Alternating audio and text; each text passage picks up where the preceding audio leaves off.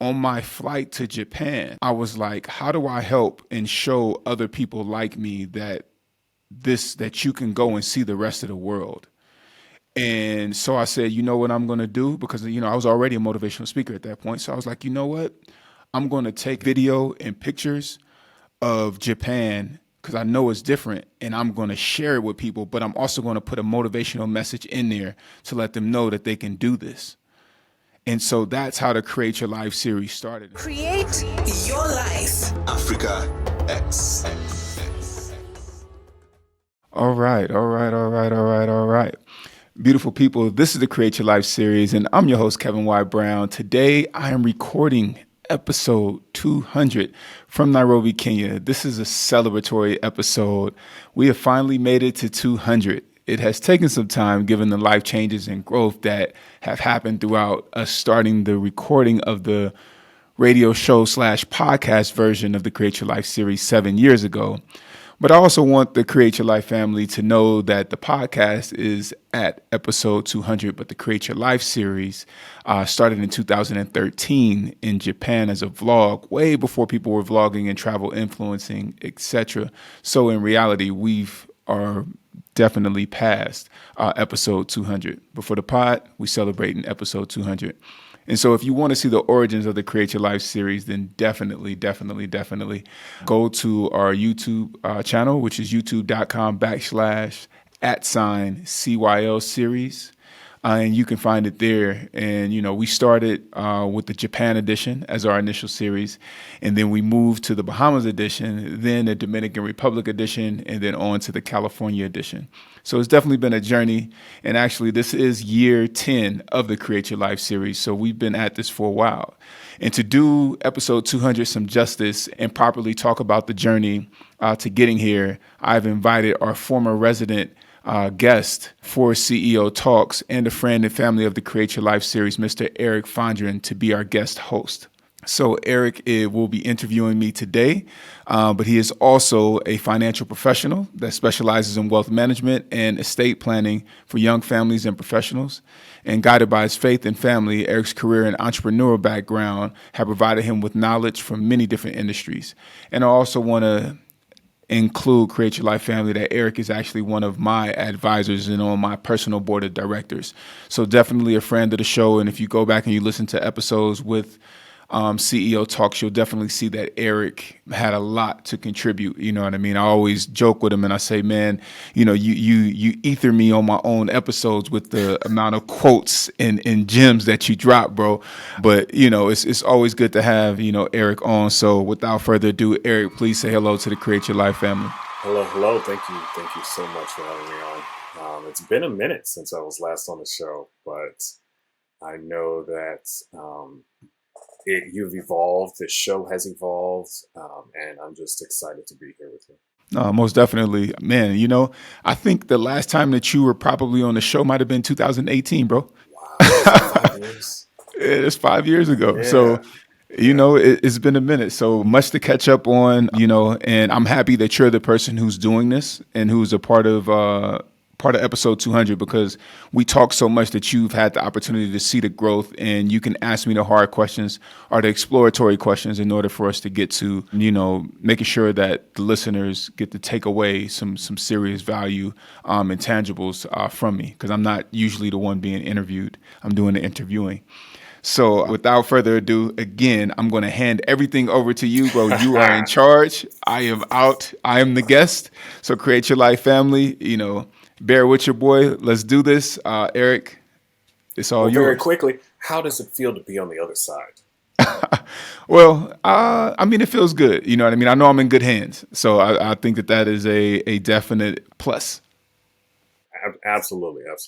So you mentioned when you first started the podcast that you started Create Your Life in Japan. I'm not sure I was aware it was a Japan origin story. Can you flesh that out a little bit? Yeah, most definitely, man. So what happened was I was selected to be a presenter, two-time presenter at the International Foster Care Organizations Conference in Osaka, Japan, and I had never been to Japan. I mean, so I believe I had a speaking engagement, and I just got off the phone with a young lady I was dating at the time, and I was in a hotel room because I just finished a speaking engagement when I got the notification. I was like, wow, man, this is amazing. And honestly, bro, in that hotel room, I actually cried a bit because I was like, man, I went all the way from being like a hopeless foster child who had no idea where I was going to now internationally they want to know how to build successful foster care children from me. And so, I took that with me and I went back to New York, and on my flight to Japan, I was like, how do I help and show other people like me that you can go and see the rest of the world? And so I said, you know what I'm going to do? Because, I was already a motivational speaker at that point. So I was like, you know what? I'm going to take video and pictures of Japan because I know it's different, and I'm going to share it with people, but I'm also going to put a motivational message in there to let them know that they can do this. And so that's how the Create Your Life series started. And so when I got to Japan, honestly, you know what I mean? People don't really realize how much hard work it is to get like the proper B-roll, you know what I mean? To ask strangers. I was there by myself. So I was asking strangers, hey, can you hold this camera while I say this particular, part? I recited I would write down my script, recite it for, a couple of minutes, then find somebody randomly in the street. You know what I mean? I'm trying to remember if I even had a tripod. I think a lot of times people were holding the camera for me. And you know what I mean? I would spit my script, and that's how, you know what I mean, I went about creating it. And then, when I got back to the States, I had all of this footage, but I didn't really know how to produce like that, right? And so, I reached out to one of my boys, Eddie Velasquez, who went to Clark with me, who studied mass comm. And I was like, yo, Ed, I got this project, man. I need you to help me out, bro. I need your guidance. You know what I mean? I told him the vision, you know what I mean? And he was with it. And I was like, yo, man, I want this to be a Clark Atlanta project. You know what I mean? Where the people who are working on it are from Clark, you know what I mean? Just kind of like how Morehouse, how Spelman does it, you know what I mean? And I want this to be something that we could say that we did together.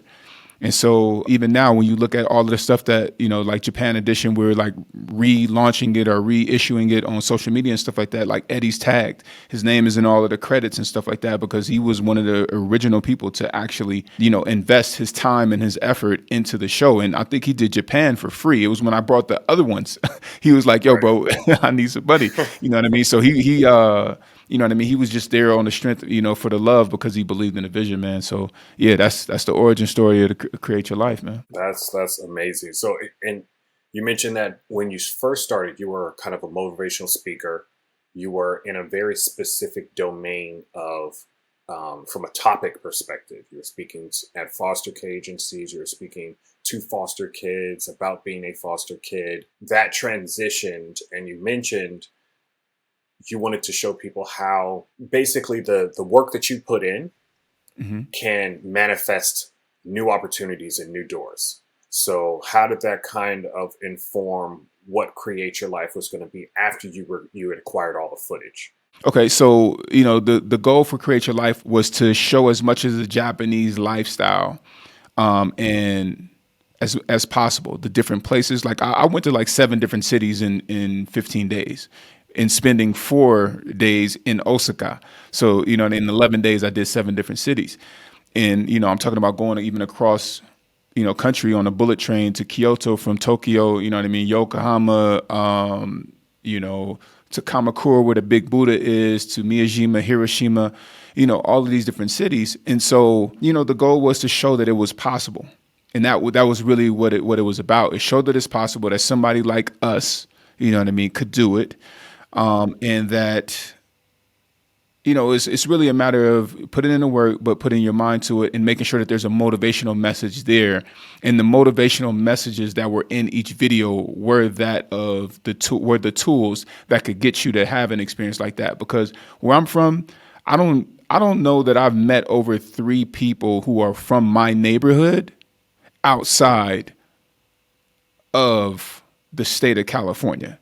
And I'm really having a hard time, you know what I mean, with the 3 people. I know, like my best friend, one of my best friends, because I have a bunch of best friends, is from my neighborhood, and I've met him outside of the city before. But just people who are just from there, like, oh, Roma's from there. Okay, I've met a couple, but it's not many of us, and especially not many males, right? And so, it's that, yo, this is possible. You know what I mean? Like, I never heard of anybody going to Japan. Mm-hmm. You know what I mean? Not from where I'm from. You know what I Mm-hmm. mean? Not foster kids like that, right? I mean, people were going to be there for the conference, but not from where I'm from. Had you traveled overseas before Japan? Yeah, I traveled overseas. So I studied abroad in London. I think Okay. that was my first trip overseas. And then, from there, I just kind of had the travel bug. And, a lot of it was based off of curiosity, man. I'm just curious about how other people do things and how they live. And I've always had an affinity for Japanese architecture and minimalism. I think one of the first jobs that I wanted to do before wanting to be a clothing designer was I actually wanted to be an architect, and I used to play with Legos and build like different houses and rooms and things like that because I thought it was really cool. But once I caught a hold of, what I mean, how you can space everything out and all of your essentials could be there, but it could be at minimal. You don't need all of these things crowding your space. Then I was like, yo, man, this is dope. And I saw a lot of it, and just the way that different buildings and stuff like that are built Japanese style. I was fascinated. Right. It sounds like it also plugged like a personal goal for you in terms of, here's an accomplishment I made in my career, but I get to go to a place that I've been looking for. So tie that into what it means for you to create your life.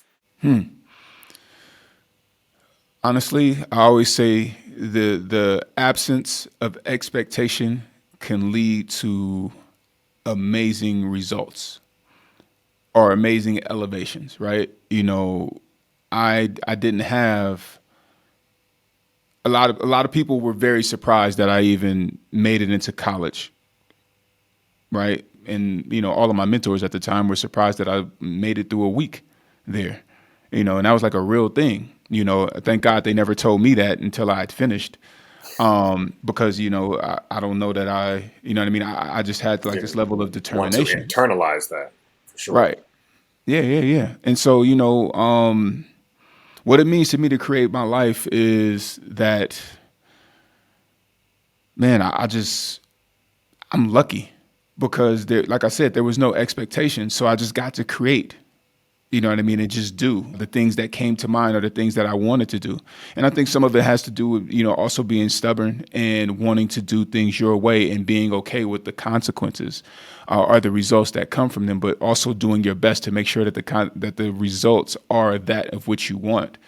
And so, I remember when it really where I really, what I mean, thought that it became possible for me as I was in trouble. Well, I had a teacher, Miss Evans, in high school. She was a chemistry teacher, and she would get upset because I would sleep in her class. Because, I'm a teenager, I'm up all night doing nothing, just up to be up, and then you sleeping in your first or second, class. And she would get mad that I would sleep in her class, but I would pass her tests. So I would sleep in her class, pass all of her tests. And she was operating off percentages. She had basically worked it out to where I couldn't get more than a C in her class. For me, call me anything, but don't call me stupid. And me getting C's is crazy. I came up with this rule, what I mean, when I was in high school. It's like always more A's than B's and never any C's. Mm-hmm. Right. And so that'll put you at like at least a 3.4, 3.5, if you can follow that.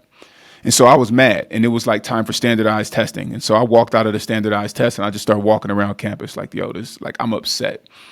And so my ninth grade photography teacher, who had now become a part of the administration, and the vice principal were rolling around campus making sure that the students were, where they were supposed to be at. Right. I'm sitting there and I'm like, they're asking me, Kevin Brown, why you not in class? They always call me by my first and last name. I'm like, man, I ain't going to class. So Miss Evans is trying to give me a C. I'm not having it. So they said, I'm going to take you if you don't go back in class, then I'm going to have to take you to the office. And I was like, all right, take me to the office. They was like, we're going to have to call your folks. And I was like, go ahead, call them. It ain't going to matter. And so they took me to the office, and it was cool. It wasn't like a hostile thing or anything like that. I just rolled because I was just like, I'm not going back in there. And they knew me. So, it was chill. So Miss Wilson, she put me in I sat in her office with her. She called my foster family a couple of times, and I was like, nobody's going to pick up. And so nobody picked up. And she was like, well, you can sit here until the rest of the class is over. I'm like, all right, cool, no problem.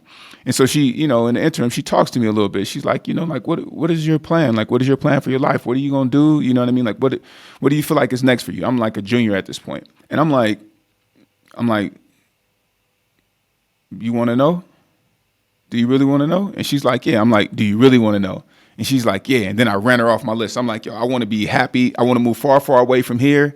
I want to be happy every day. I want to get paid to be me. I want to be a host for MTV. I want to have my own clothing company, and I want to be a millionaire. Oh, and the other thing that I said was, is I'm gonna create. I want to create the life that I want. You know what I mean? And then she was like, I want to create my life, right? Like that's where the slogan to create your life, like it stems from that conversation. And she was like, well, how are you gonna do that? And I was like, I don't know. And so she then started to invest in me. So we had that conversation. I left. At that point, I think I was kicked off the basketball team. That's another Life. conversation. Yeah, yeah. Because of Nah, life. it was because of no, it was because of my foster mom, and it's Oh one no. of the just insane. She started to invest in me. She was like, "Well, what do you think about going to college?" You know what I mean? And this, that, and other. I was like, "Well, I've been to a lot of college tours. I used to go on an 8-day historical Black HBCU college tour on the strength that I'd be away from my foster home for 8 days. So I'm out of there, right? Funnest time of my life being away from them people. So she asked me about that, and that was what I had. And so she said, "All right, let me work with you. We gonna figure this out." And so she told me to come to her office one day. I went to her office, and then she started talking about the applications, talking about her children. You know what I mean? Her son went to MIT. I think her daughter went to Wellesley. So you know what I mean? She had a history of being educated. She got her MBA, I believe, from or master. I think it's MBA from Cal Berkeley. You know what I mean? And so she was an educated woman. And so I used to go to her office every day and work on my college stuff. And she would even pay for my admissions and things like that and application fees and stuff like that in order to get me into college. And so that is what, you know what I mean? Like she's a big part of my success story, along with Mr. Fillmore Graham and Pelton Stewart from the Omega Boys and Girls Club, you know what I mean? Where I learned a lot of stuff too.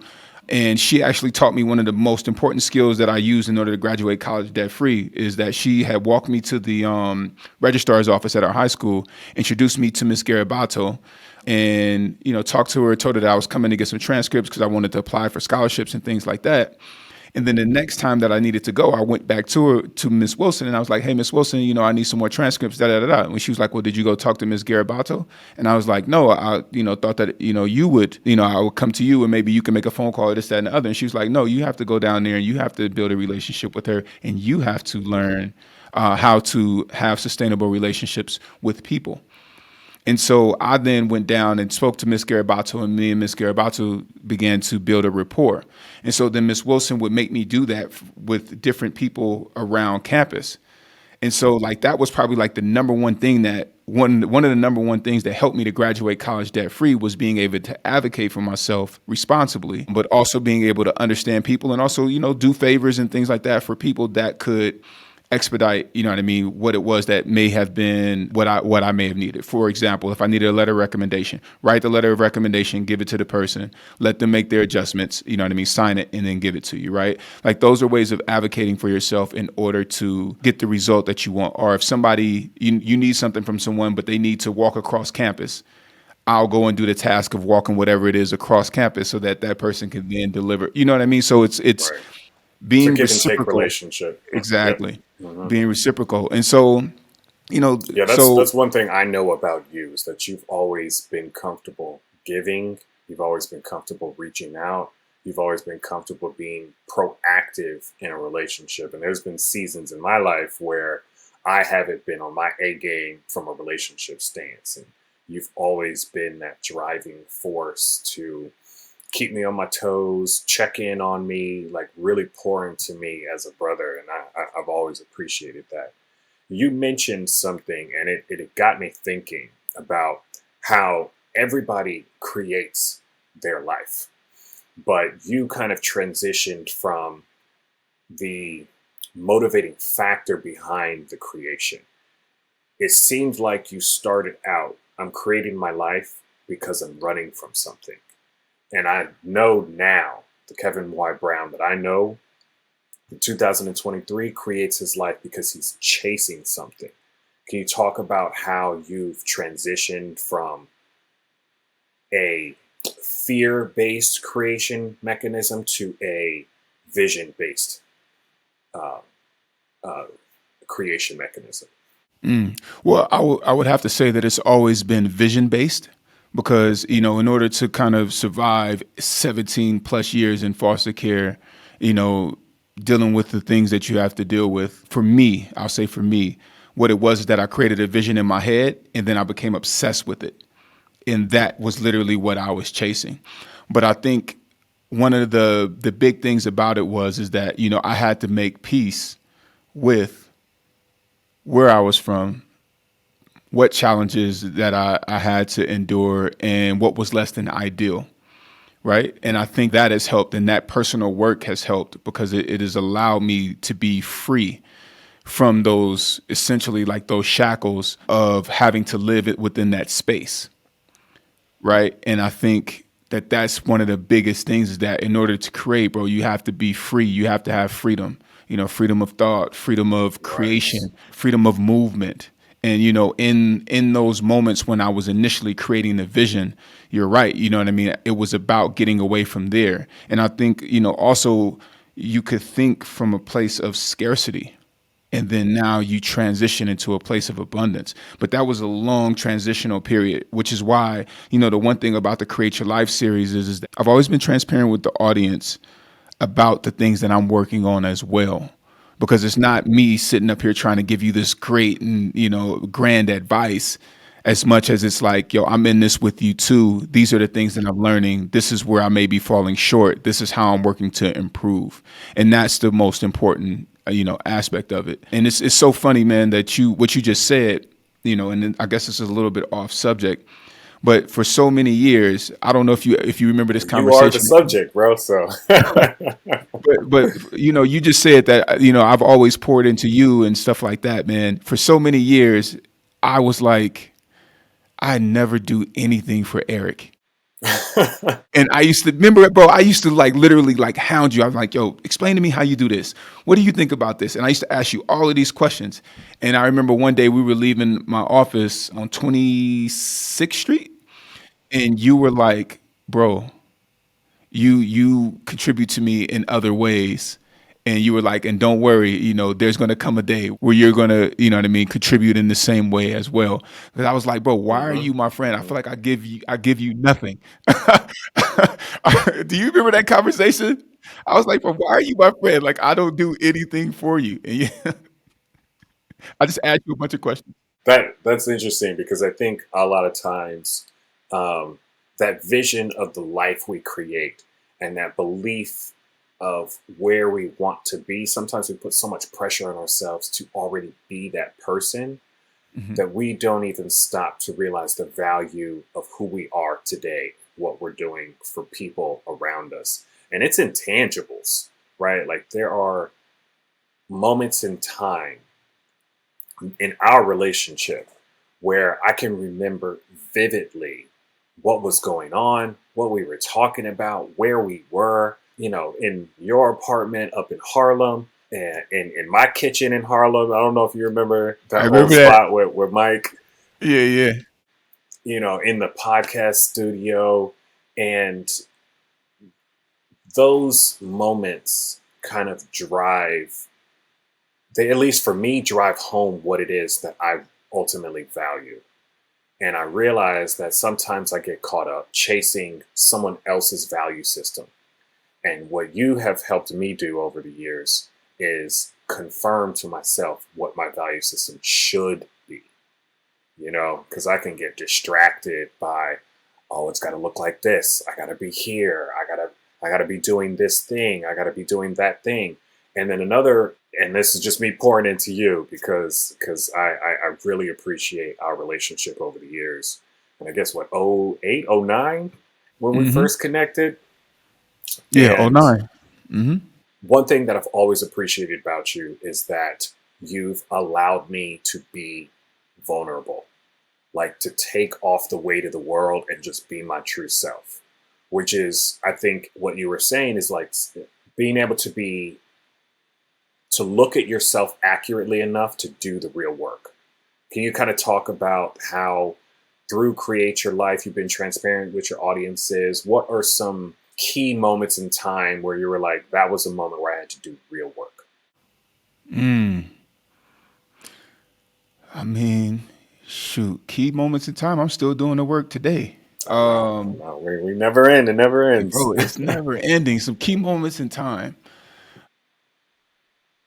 Let's think of the beginning, right? First 2 years in the business, we're transitioning to radio, transitioning to a team based process. Oh, oh yeah, yeah. Oh, you know what? I think one of the big things was is consistency. Was a big thing that I had to really come to grips with. I think being a speaker, you're gigging on and off. You're consistently trying to get more gigs, but you know what I mean. The consistency may not be there because you're not receiving the results, and then Maslow's hierarchy of need kicks in, and you're actually the person who put me on to Maslow's hierarchy of needs. Because I remember, bro, there were times where you was like, bro, you just need to get a job so that you can stop stressing about, you know what I mean, taking care of your bare necessities, this, that, and other. And I was like, all right, I'm gonna do it. And then I never do it. I just stick to the script, like, you know what I mean? Just like, yo, I'm gonna make this happen. I'm gonna make this happen. I'm gonna make this happen. I'm gonna make this happen. You know what I mean? But that consistency factor, because I used to show up at that radio station every Sunday without getting paid to do a show, whether I was out of town. I would fly in on Sunday morning to be at that station in the evenings. I would communicate with my team. I would, whether, Curl Fest, which to me is a black man's holiday. You know what I mean? If it was happening on a Sunday, bro, I was going to my show. And, I was booking guests and I set up these systems and these things like that in order to make sure that I was providing a great experience and providing value. And honestly, that consistency is what got me to where I am now. And it really anchored me because I felt like, I was kind of a bit all over the place. And so I think that was a real moment where I had to look at myself in the mirror. And I remember Miss Brown saying, who's been a mentor and a mother figure for me. I remember her saying, you really need to get grounded. You need to find something and you need to stick with it. And her saying that, you know what I mean? I had to look in the mirror and I had to spend some time with myself. And so the radio show aspect of it had come across and as an opportunity. And I there had to actually, commit. So that commitment, was a big thing. And, the Create Your Life series, because even if you look at the first Create Your Life series, you know what I mean? Like, the first 4 editions, it actually wasn't consistent. I wasn't consistently doing the videos. I was doing them in seasons, but sporadically. And so, when I got on the radio, and shouts out to Angela Harden, Professor Angela Harden from City College of New York, because she gave me the opportunity to have my own show on WACR 90.3 FM, The Voice of Harlem. And it was Ash Cash, shout out to Ash Cash, the homie, who had me as a guest on his show. And she had wrote in to him and said, this is why you have a show, to have people like Kevin Brown on the show. And so then, a couple of days later, I got my nerve up, again, Miss Wilson, you know what I mean? What she taught me, I wrote to Professor Harden, asked Ash for contact information, wrote to her and said, is it possible for me to have my own show? Do you have any slots available? She said, well, what would your show be about? And so I wrote up and made a whole deck. And then I went in and I presented it to her and I said, this is what I would like to do. This is how I would like to do it. And she was like, okay, you got to go through training, et cetera, et cetera, et cetera. And, that was the opportunity. Oh, funny enough, also, she has twin daughters. One of her daughters went to Clark Atlanta at the same time when I was at Clark. So, you know what I mean? Again, God engineering. So I actually knew one of her daughters. And so, you know what I mean? It was just all good. So shout out to Kristen also. You know what I mean? Like Professor Parton is the one who put me in the game. And then from there, my godbrother had been telling me the podcast since like 2005 when I didn't listen to him. So I turned the radio show into a podcast. And so that's, kind of like how we got into the podcast space and on radio, you know what I mean? So yeah, but that consistency, that was a big moment of that commitment, and that consistency were big moments of, reflection and looking at yourself in the mirror and saying, okay, I got to choose to be different, You're telling a story here, but what I'm hearing is these skill stacking. First, you had a vision. Then you had a skill that someone else poured into you and gave you, which was the ability to advocate for yourself. Mm-hmm. Then you had an opportunity to build another skill, which was being consistent in a creative format, right? Putting the structure after the creativity. we go from motivational speaking to YouTube videos to a radio show to a podcast. Continue that history for me.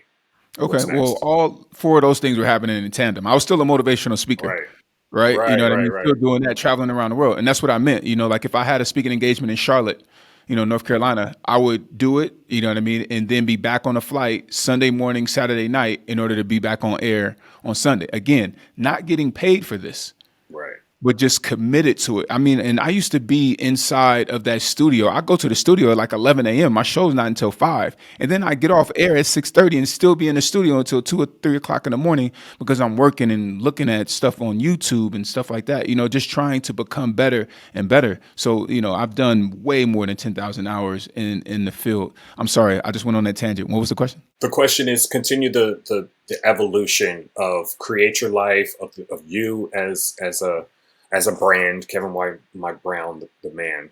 Okay. So within, like, when we first started the show, I was like, we're going to get this syndicated on Sirius XM in 2 years. So that was the next step for Create Your Life. And that was like when I first got on radio. I was like, we want to make this big. And so I achieved that goal. It wasn't easy, but in 2 years, we were definitely syndicated on Sirius XM. From there, that was the same year that, I started looking at the business of podcasting and was like, you know what? Because a lot of people start wanting to podcast. They wanted to have their own shows. And I created this system that my show was operating off of. So I was like, you know what? Let me see if I can do this. And so I attended, or I was a member, I was in a cohort for the Startup Leadership Program out of New York City, which was that accelerator program for startups. And so with that, what I did was one of our members wanted to start a podcast.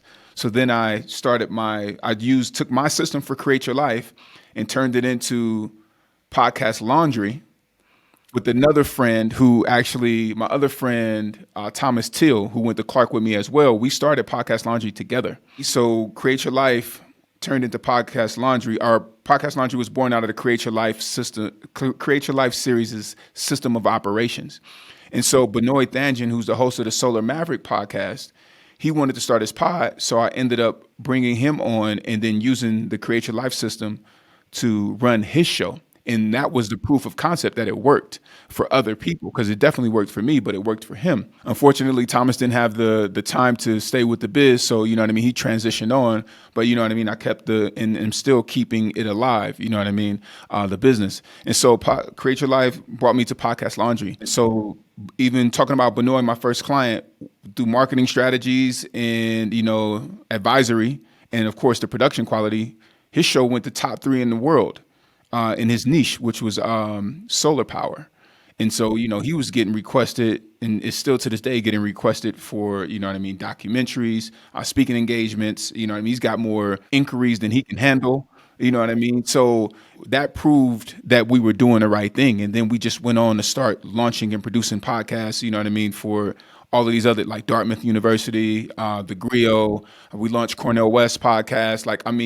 Many, many, many people, like we've produced over 1,000 episodes and over 30 million downloads for different clients, to date.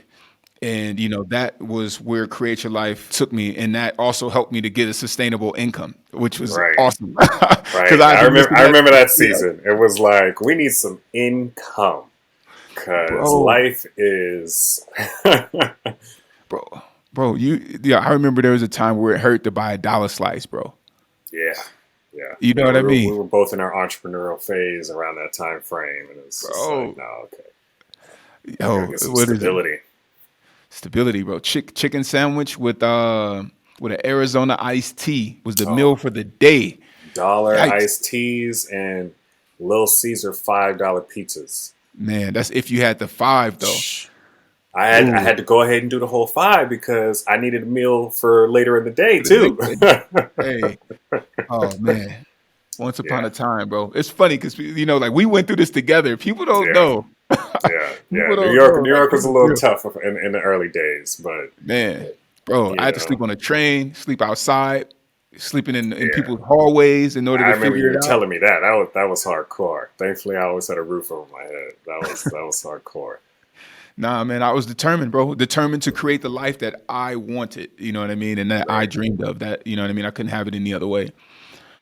I mean, that kind of brings up something interesting because many people think about creating your own life as this love story to yourself and it's this beautiful arc. But just like every story, there is some conflict. There is a valley that you have to walk through. Can you talk about some of the negative phases and how you work through those moments in time to come out the other end? Oh, most definitely. I mean, honestly,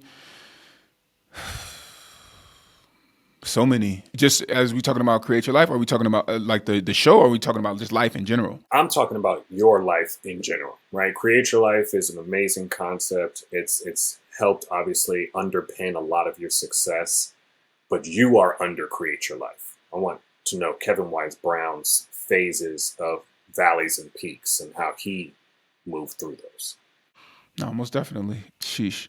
I think probably the biggest challenge that I faced earlier on, I think, was when I was 10. My older sister left foster care and went back to our biological family. And I was told that I couldn't go back to our biological family because they didn't think that it would be a good move for me. Didn't understand it at the time, but that was probably like one of the most pivotal moments in my life because, though she left and that was the only person that I ever knew, you know what I mean? Like that was my mom figure since, we went in, I was 9 months, she was 4.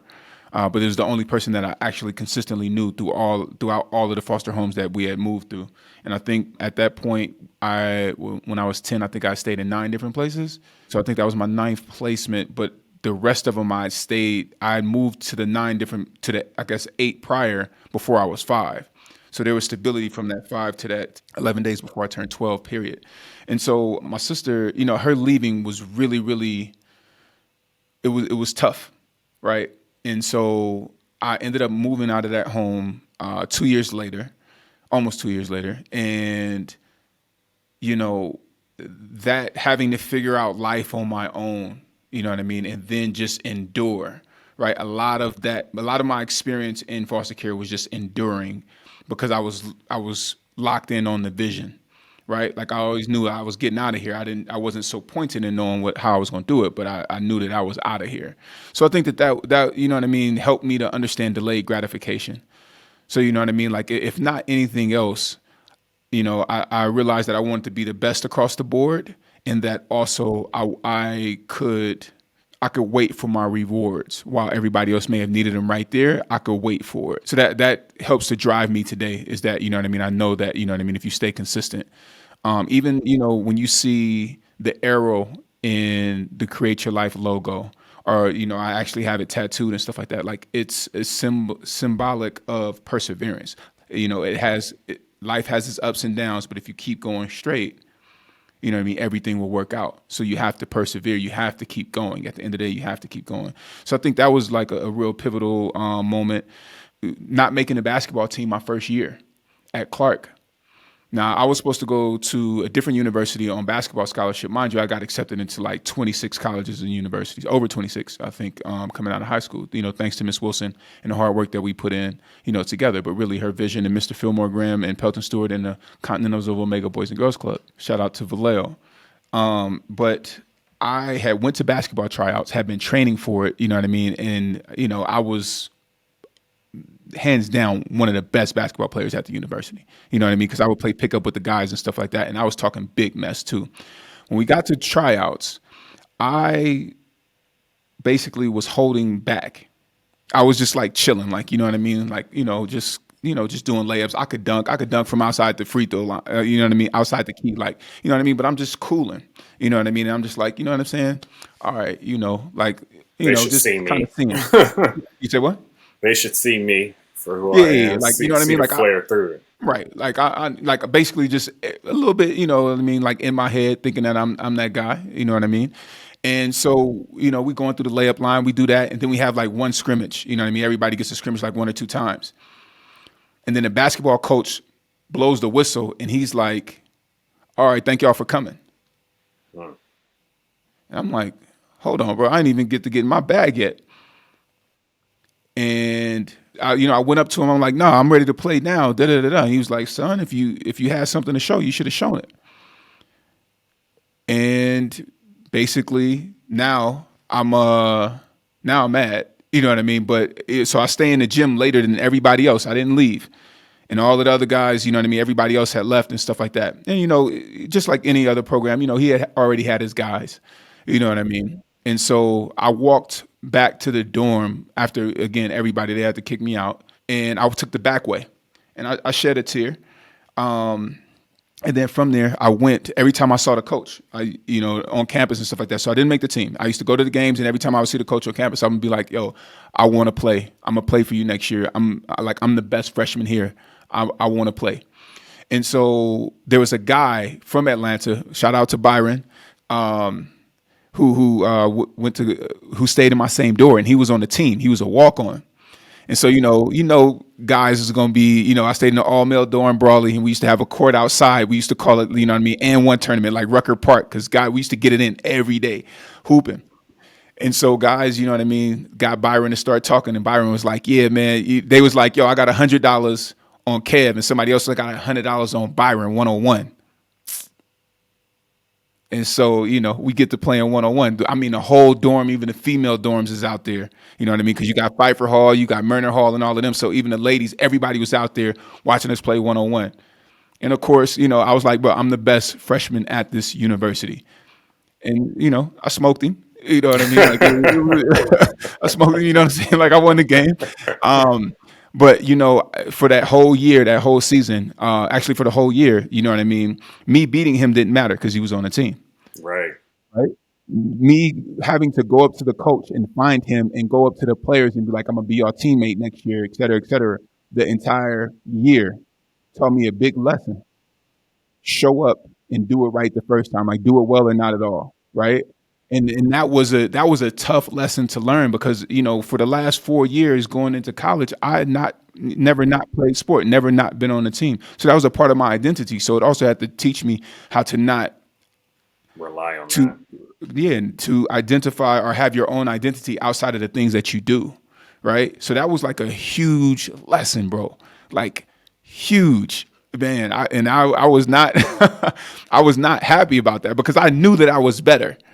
You know what I mean? Or that I had a better skill set, but it did not matter because I did not show up and put my best foot forward from the beginning. And that, man, woo, bro, like that was a lesson. Another lesson where I had to learn. I mean, there's so many times where I had to learn. There's so many times where you have to observe. I mean, one of the things that I try to do is just be honest with myself about who I am and what it is that I'm doing, right? I think one of the biggest lessons that I had to learn when I came back from Africa, I spent 6 months in Africa, traveling through Africa, and I was trying to figure out how it affected me.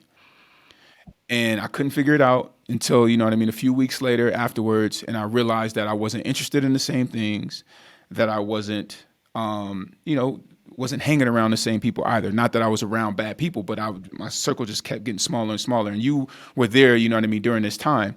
And, we would have conversations and stuff like that, man. And that was a time when I came back from Africa where I had to change and I had to change my philosophy about life, right? I was kind of more so in the space of being, I'm an entrepreneur, you know what I mean? One day I'm just going to, get it to 1 million, you know what I mean? Make it to 1 million. I'm just going to do, this stuff, and just had this mentality that wasn't conducive of how things are built. Right. And so I had to look in the mirror and I had to change. I had to change my activities, the things that I did. I had to start reading.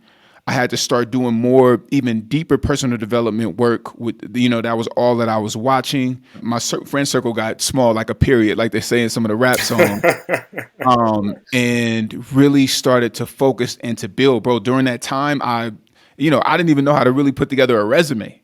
So I had to learn how to do that. I started applying for jobs.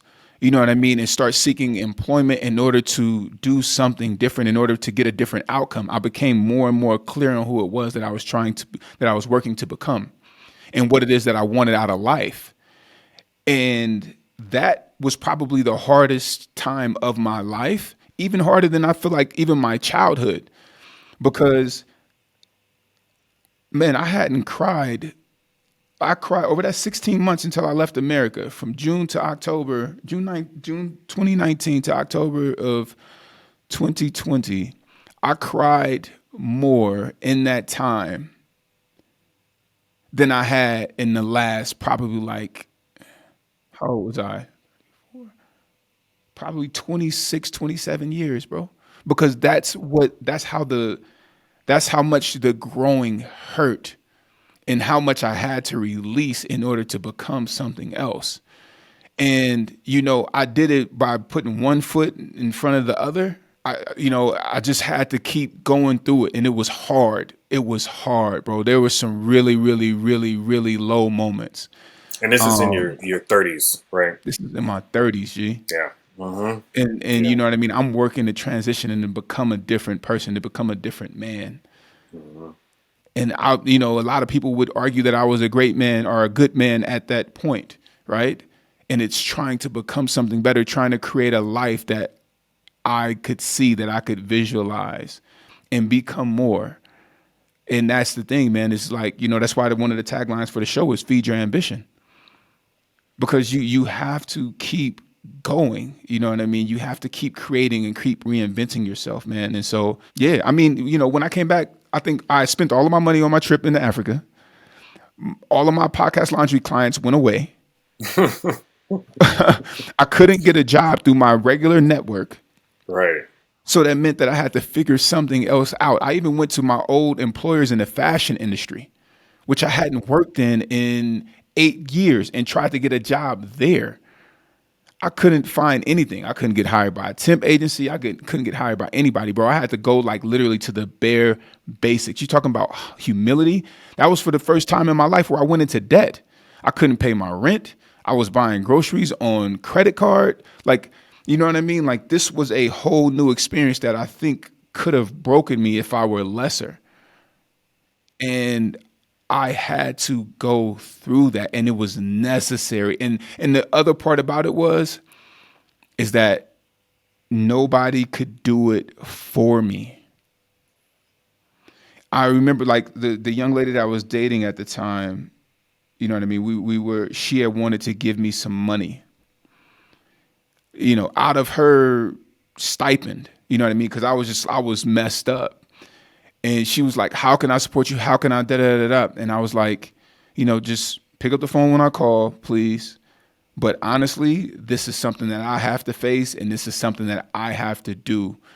And you know what I mean? I wrote a letter of forgiveness to myself. You know what I mean? I had several conversations with you, bro. Like, I went through it. And that was one of the biggest moments of just, all of the stuff that I've been trying to avoid for years. I had to face it. I'm super proud of you, bro.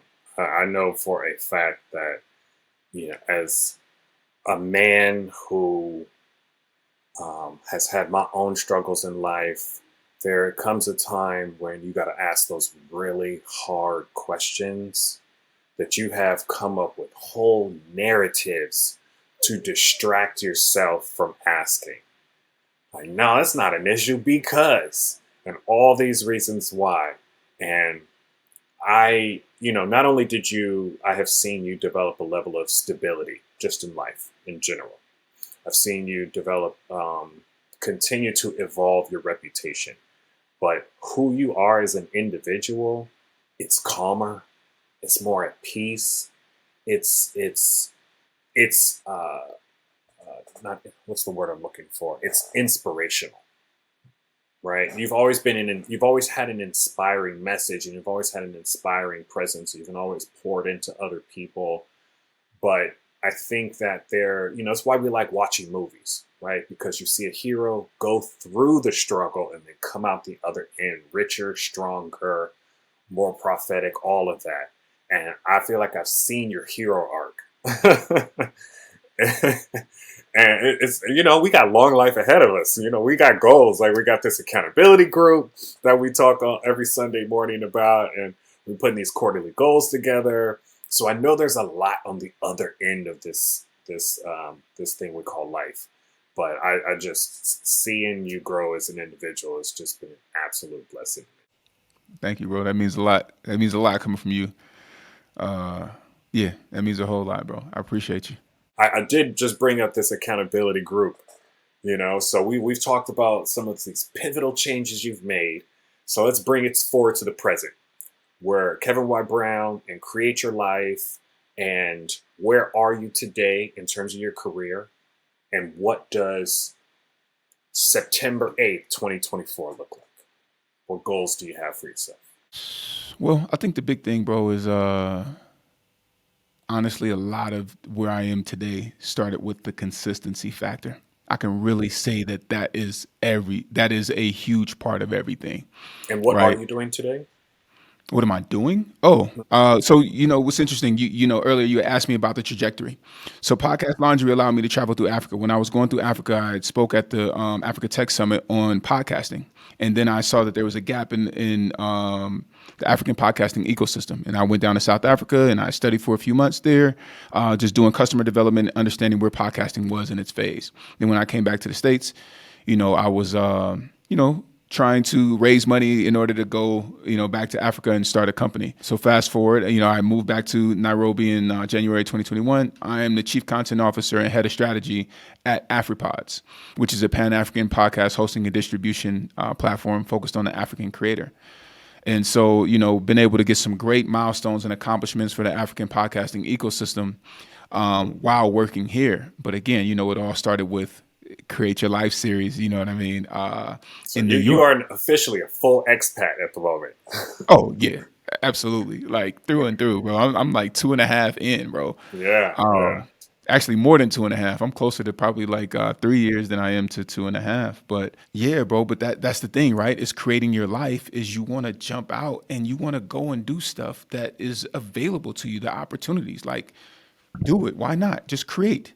And that is that's one of the luxuries, you know what I mean, that I feel like I've been able to take advantage of. Again, when there's no expectation, it leaves you the opportunity to do whatever it is that you desire. So no expectation leaves the opportunity for elevation. How about that? That I've been trying to I like it. make that into a quote, you know what I mean, this whole I like time. it. So I like it. that is to me what the opportunity is and what it has become. So that is the thing. And so what does life look like today? It's me waking up at 4:20 in the morning on a daily basis in order to get to my morning routine, in order to be consistent and going to the gym consistently, setting goals and accomplishing them, right? For our goals group that you mentioned, our thing is that it's a group of us, 5 men, all friends of mine who are brought together to do something that, it's so interesting because I was doing it on my own and, then brought Yoel in January. He did it and then brought the rest of my guys in, you, Dust, and Omar in, you know what I mean, in Q2. And, the thing about the group is hey, man, everybody has to get to that 80%. That's the thing. You got to get to that 80%. And so, here we are in week 10 of Q3. I've hit my 80% this week. You know what I mean? Waiting, working and Congrats. helping. Thanks, bro. Appreciate it. But it's that, like being consistent, having the vision and being intentional, I think are the huge aspects of this experience. You know what I mean? That I really take to heart. You know what I mean? It's like it's that intentionality, man. And it's taken me a while to get here. You know what I mean? Like it's been a journey. But today, who I am today is showing up consistently. I think. Oh, you know what? I think another thing that has also played a big part in my success is being able to admit when you're wrong and having no problem being wrong. I think that is the ultimate, bro. Because if you're okay with being wrong, bro, then you can be taught. And if you can keep learning, then you know what I mean. You never go out of style. You can always evolve, but you have to be honest with yourself. Right. So define that a little bit for me. What is Kevin Y. Brown? What does Create Your Life look like September 2024? What does Kevin Brown creating his life look like in 2024? After a full year of creation between now and that time frame, what will have been created by September 2024? Oh man, by the end of September 2024. Uh, bro, I don't even know how to answer that. I mean, so many things have been created, man. Sounds like we got to update the vision. Yeah. I mean, well, there's a lot of things that have been created, right? Like, I'm scheduled, and this is top secret information, but I'm coming to Atlanta next month. You know what I mean? I've been nominated as a top 40 under 40 by my university, so I'm excited about that. we've gotten some good results. Just did a press release on a strategy that I've been working on with AfroPods, where I created a strategy called Broadcast the Podcast, and was able to grow that with a remote team of 8 people in 8 different countries to over 111 stations. I mean, over 120 stations on our platform using our product. And looking at some big things to come from that. I can't really speak on them at the moment. I would say, bro, just in pursuit of excellence. You know what I mean? I don't know. The goals are growing. I mean, I don't want to run down a whole list of the goals for the quarter, man. But just being consistent for people, and being consistent for myself. I think one of the things that Dustin said in a conversation that we were having is how can you show up for other people when you can't even show up for yourself? And he said that in a conversation that we were having. And I just think that that's so important, right? Like, how can you celebrate other people if you don't celebrate yourself? Then other people will know how to celebrate you. So it's a lot of these small lessons and things like that I'm learning and that I'm taking heed to, man. And, really, I think the biggest thing is just being really responsible around, who's around me, who I'm talking to, and how I'm spending my time. So I would say, how is Kevin creating his life in 2023 September is by being intentional as much as possible, right? We all fall short of glory here and there, but it's really, what I mean by, always being a man of your word, person of your word, and being intentional about how you do things and what you're doing. And that's where I'm at with it. And that sounds like a word to me. Well, listen, Kevin, I want to do something that hasn't been done before. I want to put you in the dolphin tank and ask you rapid fire questions as you have done to so many of your guests across these previous 200 episodes. Now, these rapid fire questions, you must answer in 30 seconds or less. All right? Ooh. Bro, I've Ready? never been on the other side of this. Like, ever.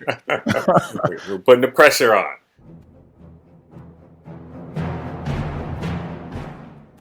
What was the last song you listened to in your playlist and why? The last thing that I listened to actually today was my daily affirmations, because I've been chilling in silence. But I would probably say the last other song that I listened to was "Die Hard" by Kendrick Lamar. I like the production on it, and I like the hook. I like it a lot. It's really, really good. It speaks to me. Love it, love it. How do you measure or make sure that you're growing each year?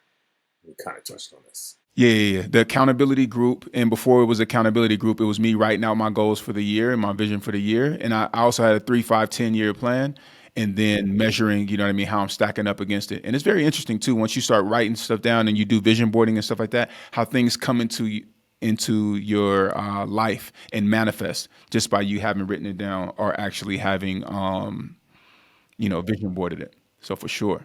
What is currently holding you back from creating your life, creating the life that you want?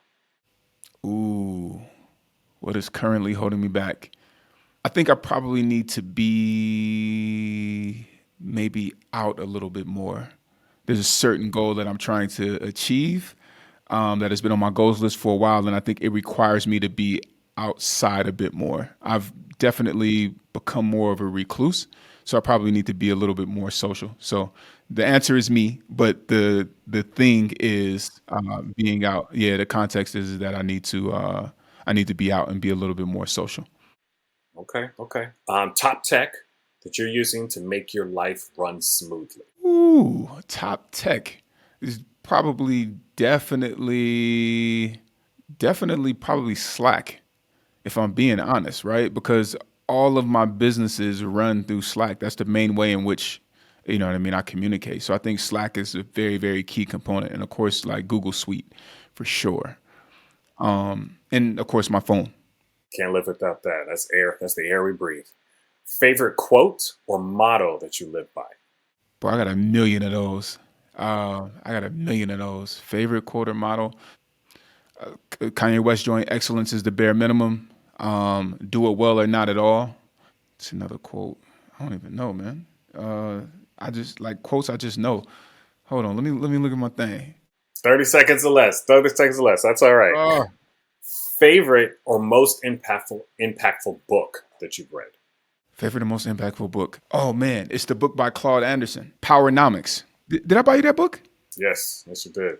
Did you read On it? my to-do list. Man, I bought you that book like 2 years ago. You better read that book, man.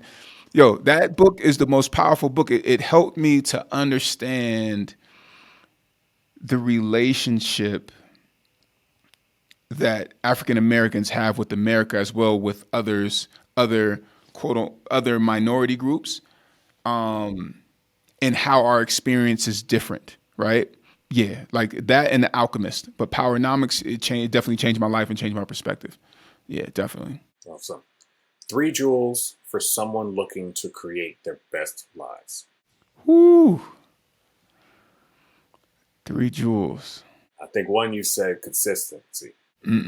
I mean, consistency, it matters, but I'm going to say you can be consistent and do things at a poor level. So I would probably say do it well or not at all, right?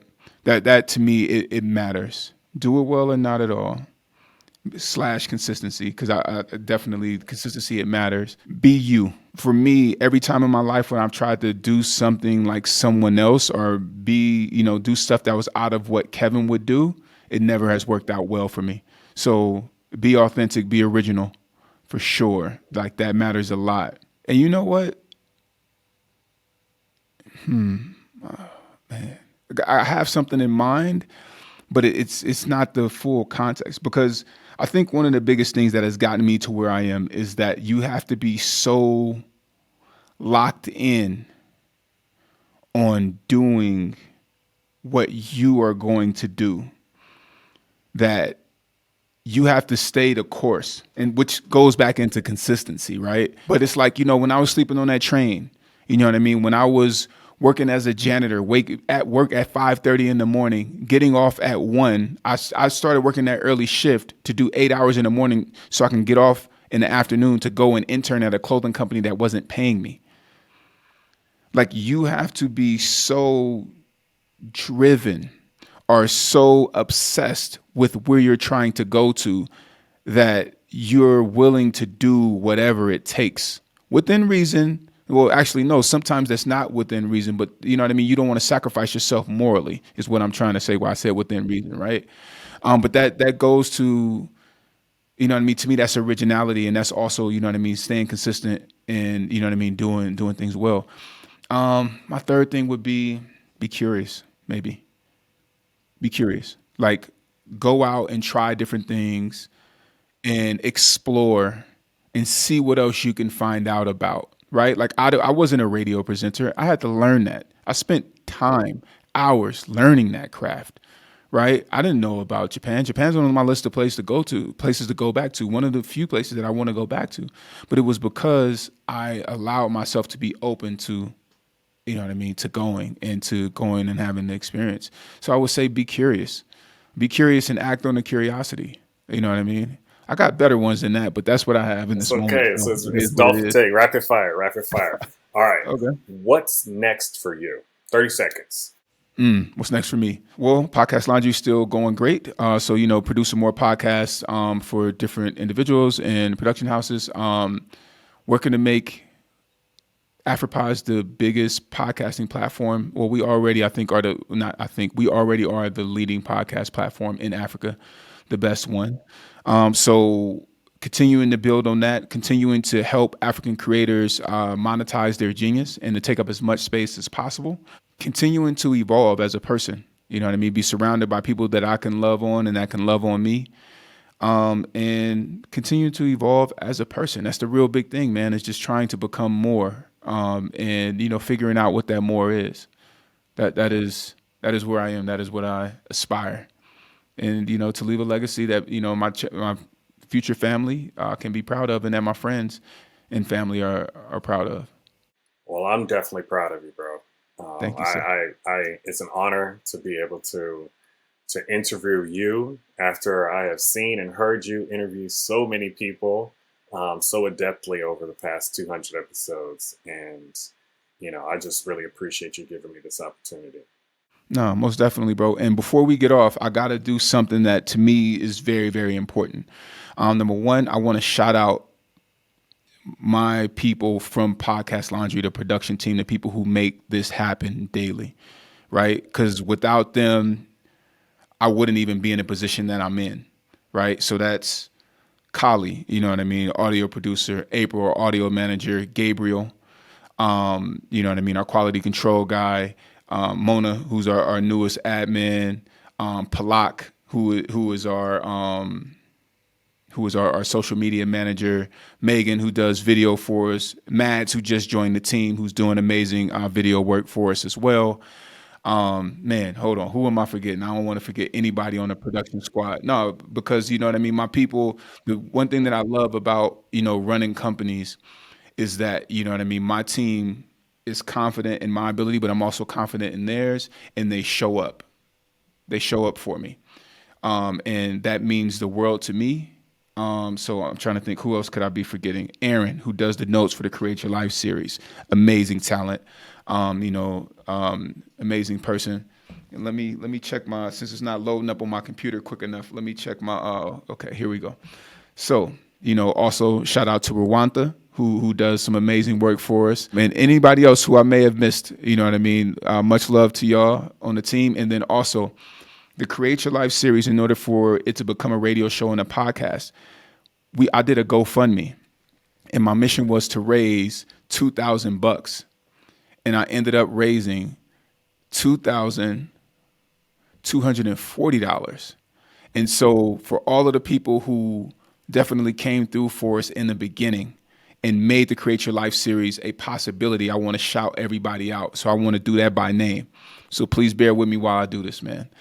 Ishla Smith, Roma Williams, Amy Lay, FF, Kester Garraway, Latif, Jamila, Ashley Head, Rebecca Williams, Shaman Walton, Tyler Forrest, Dustin Jackson, Edison Kelly, Myron Terry, David Henderson, Courtney Semper, Nathaniel Devertil, Elaine Fluker, Shafan Rollins, Anonymous, Sheikah Jones, Tiffany Reeves, Lerone Sobrian, Letitia Danette, Paul James with Work Hard, Train Harder, that's my LB, Chris Alvarez, Julian Bob, Lavelle Patton, Cookie Johnson, Michael Stewart, Andrew Johnson, Shannon Taylor, another anonymous, Anthony Clay, Samuel Hilliard III, Carl Bowen, Chris Bryce Bell, another anonymous, shout out to y'all who keeping it on the low, Justin Chapman, Yashika Smith, Leroy Barr, Kelly Richardson,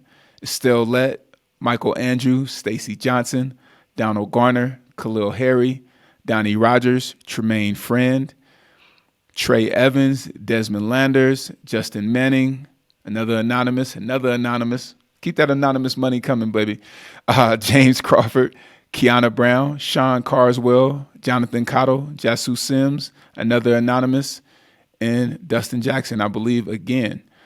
And so, a big part of why this show is so important, man, and why I have to keep going and why we have to make sure that the quality of the content, like it matters, and that people are getting value. It's because people literally took their hard-earned money and invested in this idea that I had, man. And for me, I'm excited right now in this moment, bro, because Yeah, I can see it in your face, bro. come on, man. That's such a beautiful thing, right? For people to take their hard-earned money and give it to me in order to do something, so that trust that they put in me is the same trust that I want to make sure that they feel good about the value and what has come from it. So, you know what I mean? Thank you to everybody who invested in this idea. And, and Eddie Velasquez for, doing the visuals. He did the visuals on all 4 of those first seasons, those editions, in different places in the world. It's people like that, believing in you and saying, yo, you know what? I know the quality of person you are. I'm going to do it, and we're going to do this together. And, Javon Dominguez and Jordan West, you know what I mean? My guys who were out there holding the camera for me, you know what I mean? And Alicia Nash, right? These people helped me to garner and to make this thing a thing. And, shout out to Sharice Adams, because she was one of the first people to work on the show with me too, right? And so, you have these people who were investing their time and their energy and their love and their money, you know what I mean, in order to make this a staple, man. And so I'm excited. So what's next is more great episodes. more quality content, more create your life. You know what I mean? And helping other people to do the same. And more amazing guests. So Hats off to you, sir. Congratulations to 200 episodes. It's a feat and quite an accomplishment. yes, sir. Thank you. Thanks, Eric. So, Create Your Life series, family. As you know, this is episode 200. It has been a pleasure being with you. Thank you for listening to this episode. If you like what you heard, please leave us a 5-star review wherever you listen to your podcast episodes and share with everyone you know. But make sure to listen on AfroPods. So please email all questions, suggestions, and compliments to info@CYLS series. The Create Your Life series is executive produced by myself, Kevin Y. Brown, and produced by the Podcast Laundry Production Company. And this episode has been recorded at Kofisi Studios in Nairobi, Kenya. So until next time, create your life and feed your ambition. This is episode 200. Peace.